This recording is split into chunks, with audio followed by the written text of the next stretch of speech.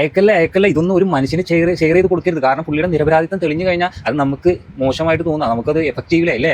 എന്താണ് സംഭവം എന്ന് വെച്ചാൽ ഈ ഒരു വീഡിയോ ഞാൻ ആഡ് ചെയ്ത ഈ ഒരു വീഡിയോ കഴിഞ്ഞ ദിവസം നമ്മുടെ സോഷ്യൽ മീഡിയയിൽ വൈറലായിരുന്ന ഒരു ബസ്സിൽ വെച്ചൊരു യുവതിയോട് മോശമായിട്ടൊരു യുവാവ് പെരുമാറുന്നു. മോശമായിട്ടുള്ള യുവാവ് പെരുമാറുന്നത് ഒന്നും തന്നെ അതിലില്ല. ഇതിന് മുമ്പ് ഒരു വീഡിയോ വന്ന് പോയതാണ്, നമ്മളത് ചെയ്തിട്ടുണ്ട്. പക്ഷേ ഈ ഒരു വീഡിയോ ഞാൻ എടുത്ത് പോസ്റ്റ് ചെയ്തതിന്റെ പേരിലാണ് ഞാൻ ഈ ഒരു വീഡിയോ വീണ്ടും ചെയ്യാനുള്ള കാരണം. എന്താണെന്ന് വെച്ചാൽ ആ ഒരു വ്യക്തി മോശമായിട്ട് പെരുമാറും ഒന്നും തന്നെ ഇല്ലാട്ടോ. ആ ഒരു വീഡിയോ ക്ലിപ്പിൽ ആ ഒരു യുവതിയോടോ അല്ലെങ്കിൽ അതൊന്നും വീഡിയോ ഇല്ല, ആ യുവാവിന്റെ വീഡിയോ എടുത്ത് പോസ്റ്റ് ചെയ്യുന്നു. അവരുടെ പാട്ടിന് പോകുന്നു. പിന്നെ അതിന് പ്രതികരണം അല്ലെങ്കിൽ അവർ എന്താ സംഭവം ഒന്നും തന്നെ പറയുന്നില്ല. അത് അവിടെ വെച്ച് ക്ലോസ് ആയി. എന്നാൽ ആ യുവാവിന് ഒരു ഫാമിലി നിന്നോ ജീവിതം ഉണ്ടെന്നോ ഒന്നും തന്നെ നോക്കുന്നില്ല കേട്ടോ. കാരണം പറയാനുള്ള കാരണം എന്താണെന്ന് ചോദിച്ചാൽ ഈ ഒരു വ്യക്തിയുടെ വീഡിയോ ഞാൻ ഫേസ്ബുക്കിൽ പോസ്റ്റ് ചെയ്തപ്പോൾ എനിക്ക് ഇദ്ദേഹം ഒരു മെസ്സേജ് അയച്ചു. ഈ ഒരു വ്യക്തി ആ ഒരു ഓഡിയോ നിങ്ങൾ കേട്ടു നോക്കും. ചേട്ടാ എനിക്കറിയില്ല ഏട്ടാ, ഞാൻ നല്ല ഉറക്കായിരുന്നു ഏട്ടാ. പുള്ളിക്കകത്ത് ദേഹത്ത് ഞാൻ വീണ് ഏട്ടാ, ഉറങ്ങി.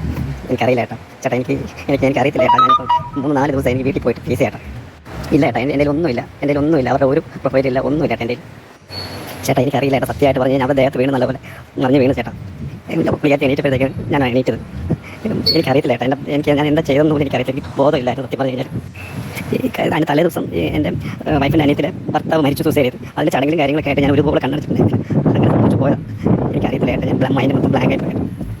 ചേട്ടാ ഞാൻ പറഞ്ഞല്ലോ, എൻ്റെ വൈഫിൻ്റെ അനിയത്തിലെ ഭർത്താവ് മരിച്ച എൻ്റെ ചടങ്ങിൻ്റെ പരിപാടി കേട്ടോ. അന്ന് രാത്രി മുഴുവൻ ഞാൻ ഉറങ്ങിയിട്ടുണ്ടായിരുന്നില്ല ചേട്ടാ. ഇനിയും ഈ പ്രശ്നം കൂടുതൽ ഇതാക്കാൻ എനിക്ക് പ്ലാനില്ല ഏട്ടാ. ഞാൻ തന്നെ പകുതി മരിച്ചു. എൻ്റെ ഭാര്യയ്ക്ക് 2 വാൾ മാറ്റി വെച്ചതാണ്. ഇനി എനിക്ക് സത്യം പറഞ്ഞാൽ ആ ഒരു വ്യക്തി പറയുമ്പോൾ സങ്കടം വരുന്നില്ലേ? ഒരു പെണ്ണ് മതി ശരിക്കും പറഞ്ഞാൽ ഒരാളുടെ ജീവിതം തകർക്കാൻ. അതിൽ സത്യാവസ്ഥ എത്ര സമൂഹം ഏറ്റെടുക്കുന്ന ഒരു പെണ്ണ് അതിൻ്റെ പേരിൽ ഒരു പക്ഷേ അതിൽ സത്യമില്ലെങ്കിൽ കൂടി ഏറ്റെടുക്കുന്നുള്ള കാര്യം ഇപ്പോൾ തെളിഞ്ഞൊരു സംഭവമാണ് ഇത്. ആ ഒരു യുവാവ് പറയുന്നതിൽ എത്രത്തോളം സത്യമുണ്ടെന്നെങ്കിൽ പക്ഷേ ആ വോയിസ് കേട്ടിട്ടില്ല. ഞാനും ആ ഒരു വീഡിയോ ചെയ്തപ്പോൾ നമുക്കും ആ ഒരു പക്ഷേ ആ ഒരു അവസ്ഥ വന്നു കഴിഞ്ഞാൽ അദ്ദേഹം തെറ്റ് ചെയ്തിട്ടില്ല എന്ന് തീർത്ത് പറയുകയാണ് അവിടെ.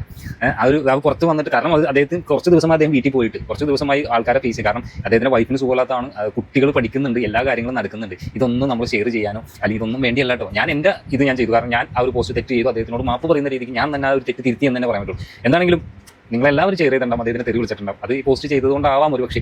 എന്താണെങ്കിലും ഉണ്ടല്ലോ അതെ ഇതൊക്കെ എത്രയേ ഉള്ളൂ. അതിൻ്റെ സത്യാവസ്ഥ എന്താണെന്ന് അറിയാതെ ആയിരിക്കാം ഒരു പക്ഷേ. എന്താ അവസ്ഥയാടാ, ഒരു ഫോണുണ്ടെങ്കിൽ ഒരു മനുഷ്യൻ്റെ ജീവിതമാണ്